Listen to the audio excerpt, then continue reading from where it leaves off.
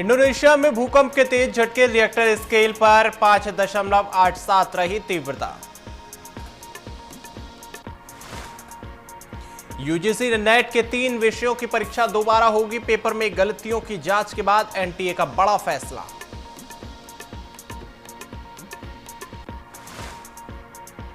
रांची में 24 दिन से छात्रों का आंदोलन लगातार जारी है। आज दोपहर 2 बजे सरकार और छात्रों की होगी अहम बातचीत।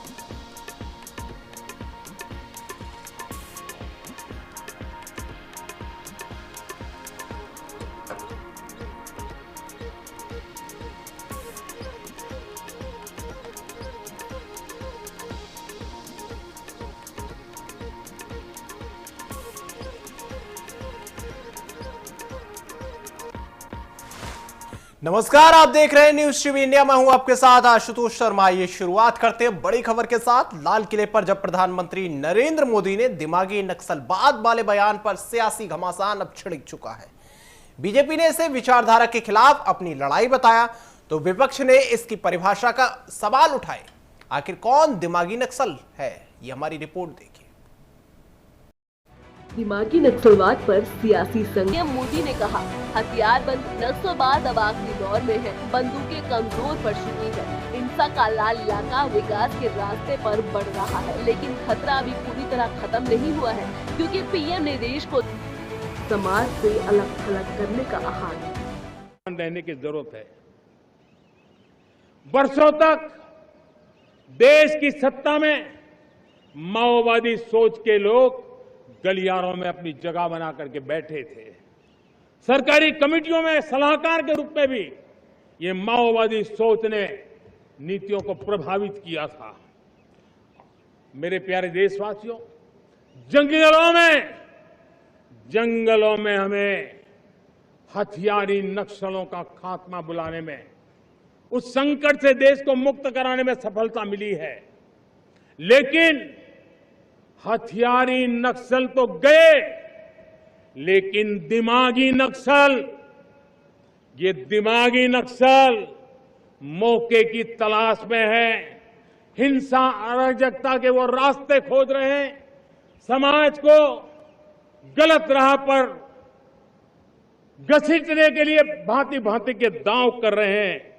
इन दिमागी नक्सलियों को पहचानना होगा, इन दिमागी नक्सलियों को आइसोलेट करना होगा और राष्ट्र को विकसित राष्ट्र बनाने की मुख्य धारा की ओर देश की युवा पीढ़ी को जोड़ना होगा। मेरे प्यारे देशवासियों, बंदूकें खामोश, मोदी का संदेश साफ था, हथियार लगवार, असहमति को नक्सल बताने का आरोप, युवाओं और बुद्धिजीवियों को लेकर सवाल, दिमागी नक्सल की परिभाषा पूछी। दिमागी नक्सल की परिभाषा बताओ, क्या दिमागी नक्सल की क्या परिभाषा होती है? किसे आप दिमागी नक्सल करेंगे? ये तो एक आपने मुहावरा बना दिया, हर व्यक्ति दिमागी नक्सल हो सकता। तो ये कहना अपने आप में मुझे लगता है तमाम उन युवाओं का अपमान है, तमाम उन सोचने वालों का अपमान है, तमाम ऐसे बुद्धिजीवियों का अपमान है जो देश के लिए, समाज के लिए कुछ सोचते हैं। उनको नक्सल बता देने से काम नहीं चलेगा। तो मुझे लगता है कि ये शब्द ही अपने आप में गलत है। सर, वो बोल रहे उन्हें आइसोलेट करने की जरूरत है। पहले जब शब्द उन्होंने दिया था अर्बन नक्सल, वो तो समझ में आता है कि शहर में जो लोग बात करते हैं, अपनी आवाज उठाते हैं सरकार के खिलाफ, उनको नक्सल बोल दिया। अब दिमागी नक्सल तो माने सारा जितने पढ़े लिखे लोग हैं, इंटेलेक्चुअल लोग हैं, पढ़ते लिखते हैं, सबको नक्सल बता दिया। यही तो है। पीएम ये भी कह रहे हैं कि महिला आरक्षण बिल जो है वो राजनीति का शिकार हो गई है, सब लोग साथ आए महिलाओं को। देखिए, महिला आरक्षण बिल जो है वो तो ऑलरेडी पास हुआ है, उसको सिर्फ लागू करने की बात है। महिला आरक्षण बिल की आड़ में कुछ उद्देश्य और है, वो नहीं बता रहे हैं। सर, अभी हमने देखा कि देखिए, मुझे अफसोस है, प्रधानमंत्री को पहले ये बताना चाहिए कि दिमागी तौर पे जो नक्सली हैं वो कौन लोग हैं। आप लाल किले की दीवार से बोल रहे हैं, 15 अगस्त को बोल रहे हैं, तो आपको यह भी बताना चाहिए। और आप 12-13 साल से हुकूमत में हैं, आपने अभी तक क्यों नहीं खत्म किया उन लोगों को? क्या बीजेपी और आरएसएस के अंदर वो लोग मौजूद हैं? कहां मौजूद? प्रधानमंत्री को बताना चाहिए कि वो लोग जो दिमागी तौर पे नक्सली हैं, क्या ये वो लोग हैं जो सड़क पे जबरदस्ती जय श्री राम के नारे लगवाते हैं? क्या ये वो लोग हैं जो जबरदस्ती लोगों को ट्रेन से उतार के मारते हैं? क्या ये वो लोग हैं जो मजहब को लेकर राजनीति करते हैं? वो कौन लोग? रंग ले गया है, जिससे माहौल और गर्मा गया है।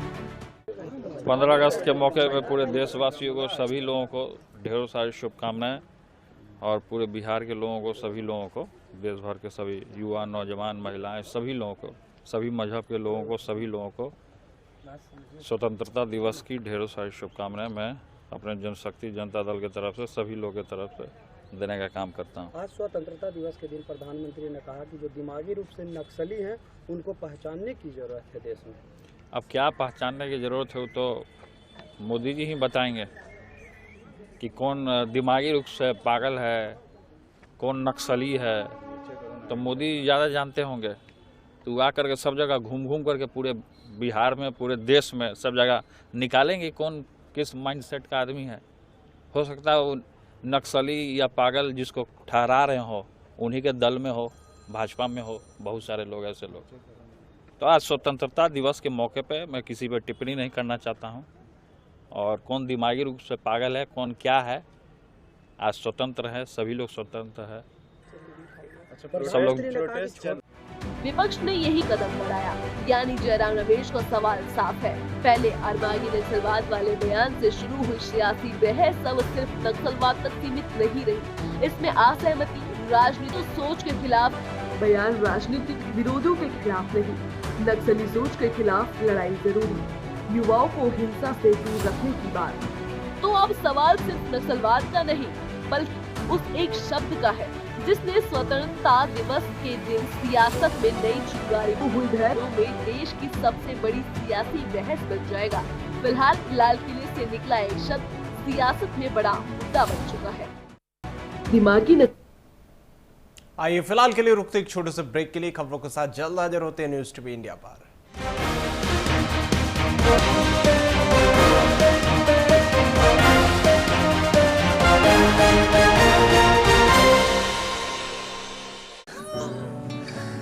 ये मेरी लाइफ का सबसे बेस्ट पल है। आईवीएफ से मुझे मिला खुद का बच्चा पाने का बेस्ट मौका। इंदिरा आईवीएफ की खास टेक्निक देती है आने वाले बच्चे को एक नेचुरल गर्भ जैसा वातावरण। इंदिरा आईवीएफ, खुशखबरी का बेस्ट मौका। अरे बैलाला सांग थोडं फास्ट चल, मला एअरपोर्टला जायचं आहे।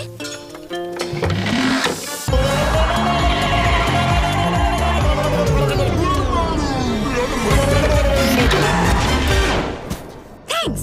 सेंटर फ्रूट कशी जीभ वळवळली। गैस, कब्ज, तेजाब, मंद अग्नि या अपच, कोई भी पेट की बीमारी यानी कि पाचन तंत्र की समस्या, हम लोगों ने क्लिनिकल रिसर्च के बाद पेट यकृत प्लिया शुद्धि किट का निर्माण किया है, जिसको डिटॉक्स किट भी बोलते हैं, जो ऑनलाइन वे आपके पास के मेडिकल स्टोर पर उपलब्ध है। रील बनानी थी, ये मैल देखो। हमरे पिया बनाए रील टकाटक, दिल से कपड़े होते चकाचक, नींबू निकाले मैल फटाफट, दिल से महके चमके चकाचक। मेरी नहीं तुम्हारी रील वायरल हो गई। ये मेरी लाइफ का सबसे बेस्ट पल है। आईवीएफ से मुझे मिला खुद का बच्चा पाने का बेस्ट मौका। इंदिरा आईवीएफ की खास टेक्निक देती है आने वाले बच्चे को एक नेचुरल गर्भ जैसा वातावरण और बढ़ाती है खुशखबरी का मौका। इंदिरा आईवीएफ, खुशखबरी का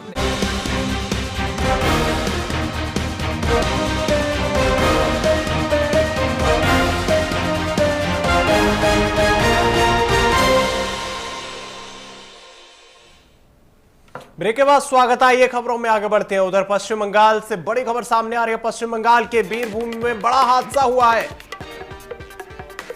ये बड़ी खबर आपको बता दें कि बीरभूम में एक होटल में लगी है भीषण आग और सावन को लेकर होटल में रुके थे श्रद्धालु। ये बड़ी खबर आपको बता दें कि पश्चिम बंगाल से बड़ी खबर सामने आ रही है, जहां पर वीरभूमि में एक होटल में आग लग गई है और सावन को देखते हुए श्रद्धालु होटल में रुके हुए थे। तो ये बड़ी खबर बता दें आपको इस वक्त की पश्चिम बंगाल के वीरभूमि में एक होटल में आग लगी है।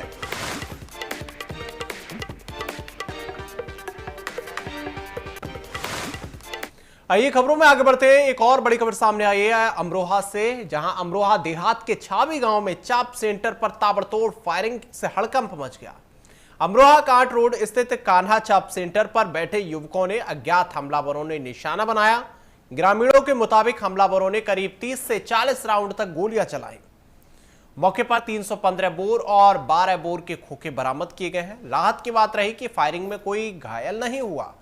सूचना मिलते ही एसपी लखन सिंह यादव पुलिस और फॉरेंसिक टीम के साथ मौके पर पहुंचे और पुलिस सीसीटीवी फुटेज खंगालकर हमलावरों की तलाश में जुटी हुई है। आइए खबरों में आगे बढ़ते हैं। उधर उत्तर प्रदेश के गोरखपुर में चैन स्नैचिंग की वारदात को अंजाम देने वाले 2 शातिर बदमाशों को कैंट पुलिस ने मुठभेड़ के बाद गिरफ्तार किया। पुलिस ने आरोपियों के कब्जे से लूटी हुई 2 चेन, 1 बाइक और 2 देशी तमंचे कारतूस बरामद किए। गिरफ्तार आरोपी अजय उर्फ मगरू और संजय पर पहले से कई आपराधिक मुकदमे दर्ज थे। पुलिस के मुताबिक दोनों ने कैंट थाना क्षेत्र में महिलाओं से चैन छीनने की घटना को अंजाम दिया था और मुठभेड़ के दौरान एंटी थेफ्ट सेल ने एक कांस्टेबल घायल हुआ और आगे की कार्रवाई लगातार जारी है। थाना कैंट पे मुखबिर द्वारा एक सूचना दी, जिसमें विगत के कुछ दिनों में हुए स्नैचिंग के अभियुक्त फिर से एक बार घटना करने की फिराक में थे। सूचना का तुरंत संज्ञान लेते हुए पेडलेगंज के आसपास चेकिंग स्टार्ट कर दी गई। 2 अज्ञात बाइक सवार युवकों को चेकिंग के लिए रुकने के लिए कहा गया, तो वो रुके नहीं और आगे बढ़ते गए। पुलिस ने रोकने का प्रयास किया, तब उन्होंने पुलिस के ऊपर फायरिंग खोल दी। पुलिस ने अपने बचाव के लिए उत्तर में फायरिंग की। उसमें जो 2 अभियुक्त थे उनके पैर में गोली लगी है। साथ ही एक जो हमारे सिपाही है उनको भी चोट आई है। इसमें जो अभियुक्त है उनके बारे में जानकारी करने के बाद एक का नाम संजय है, जिसके ऊपर 12 मुकदमे हैं। दूसरा जो अभियुक्त है उसका नाम मंगरू है, जिसके ऊपर 8 मुकदमे हैं। इन मुकदमों में हत्या, लूट, स्नैचिंग और गोकशी इन जैसे गंभीर अपराध शामिल हैं। घटना में प्रयुक्त बाइक, 2 चेन जो कि स्नैच की गई थी और 2 तमंचे बरामद हुए हैं और इन्हीं तथ्यों के आधार पर अग्रिम विधिक कार्रवाई चल रही है। आइए खबरों में आगे बढ़ते हैं। उधर दिल्ली से महत्वपूर्ण जानकारी सामने आई। पूर्व प्रधानमंत्री अटल बिहारी वाजपेयी की पुण्यतिथि पर 25 नई अटल कैंटीन का उद्घाटन किया गया, जिससे राजधानी में अटल कैंटीनों की कुल संख्या 100 हो गई है। अब इन कैंटीनों में मात्र 5 रुपए में पौष्टिक और गर्मा गर्म थाली उपलब्ध कराई जा रही है। देखिए हमारी ये स्पेशल रिपोर्ट। अटल कैंटीन योजना की शुरुआत 25 दिसंबर 2025 को हुई थी। पूर्व प्रधानमंत्री अटल बिहारी वाजपेयी की 101वीं जयंती के अवसर पर दिल्ली की मुख्यमंत्री रेखा गुप्ता ने पहले चरण में 45 अटल कैंटीन का उद्घाटन किया। ये भाजपा का चुनावी वादा था। सरकार का स्पष्ट लक्ष्य था कि दिल्ली में 100 अटल कैंटीन खोली जाएगी, ताकि कोई भी व्यक्ति भूखा न सोए। दिहाड़ी मजदूर, रिक्शा चालक, सफाई कर्मचारी, घरेलू कामगार और झुग्गी झोपड़ियों में रहने वाले परिवारों को सम्मान के साथ पौष्टिक भोजन उपलब्ध कराना इस योजना का मुख्य उद्देश्य है। लाभार्थी मात्र 5 रुपए देते हैं, जबकि प्रति थाली लगभग 25 रुपए का खर्च सरकार वहन करती है। योजना के लिए करीब 104 करोड़ रुपए का बजट निर्धारित किया गया था। इस उद्देश्य को पूरा करने के लिए मेन्यू भी सावधानी पूर्वक तैयार किया गया है। प्रत्येक थाली में दाल, चावल, रोटी, मौसमी सब्जी और अचार शामिल होता है। थाली का वजन लगभग 500 ग्राम होता है, जिसमें 700 से 800 कैलोरी और 20 से 25 ग्राम प्रोटीन उपलब्ध होता है। सुबह 11:30 बजे से 2 बजे तक तथा डिनर 6:30 बजे से 9 बजे तक परोसा जाता है। प्रत्येक कैंटीन प्रतिदिन करीब 1000 थाली परोसने की क्षमता रखती है। पारदर्शिता सुनिश्चित करने के लिए digital token system, CCTV monitoring और कंप्यूटराइज्ड बिलिंग की व्यवस्था की गई है। आधुनिक किचन, एलपीजी सिस्टम और आरओ पानी की सुविधा भी उपलब्ध कराई गई है।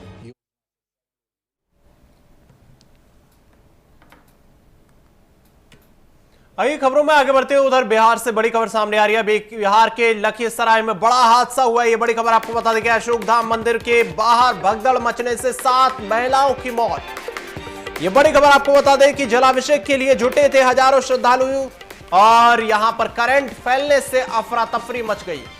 ये बड़ी खबर आपको बता दें कि बिहार से है, जहां पर जलाभिषेक के लिए जुटे थे हजारों श्रद्धालु और सावन की तीसरी सोमवारी की सुबह प्रसिद्ध अशोक धाम मंदिर के बाहरी परिसर में अचानक भगदड़ मच गई। आपको बता दें कि प्रारंभिक जांच के अनुसार हादसे में 7 श्रद्धालुओं की मौत की पुष्टि हो चुकी है और वहीं 8 से अधिक जख्मी बताए गए, जिनका सदर अस्पताल में लखीसराय में इलाज लगातार जारी है और मरने वालों की संख्या लगातार बढ़ती जा रही है। आशंका जताई जा रही है और बताया जा रहा है कि घटना अशोक धाम स्टेशन से मंदिर जाने वाले मार्ग पर हुई। प्रारंभिक जांच के अनुसार रात में उस वक्त मार्ग पर बिजली का पोल तार सहित गिर गया था। यह बड़ी खबर आपको बता दें कि करीब 7 लोगों की मौत की पुष्टि हो चुकी है और बिहार के लखीसराय से बड़ी खबर सामने आई। अशोक धाम मंदिर के बाहर करंट दौड़ने से 7 लोगों की मौत हो गई है। तस्वीर आपके साथ साझा कर रहे हैं सदर अस्पताल की, जहां पर जख्मी लोगों के लिए भर्ती कराया गया है और जो मृतक हैं उनके पोस्टमार्टम के लिए आगे की कार्रवाई लगातार जारी है। और ये भगदड़ मचने से, जमीन पर करंट फैलने से ये 7 लोगों की दर्दनाक मौत हो गई है।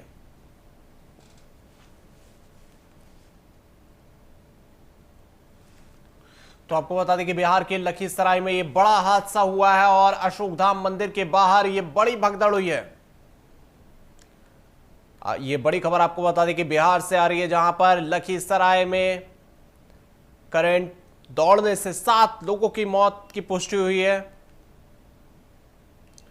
आपको बता दें कि इस रास्ते पर बिजली का एक पोल तार सहित नीचे गिर गया और जिसका करंट फैलने से भगदड़ मच गई। आइए फिलहाल के लिए इस बुलेटिन में मेरे साथ इतना ही। देश दुनिया की तमाम बड़ी खबरों को जानने के लिए देखते रहिए न्यूज़ टीवी इंडिया। नमस्कार।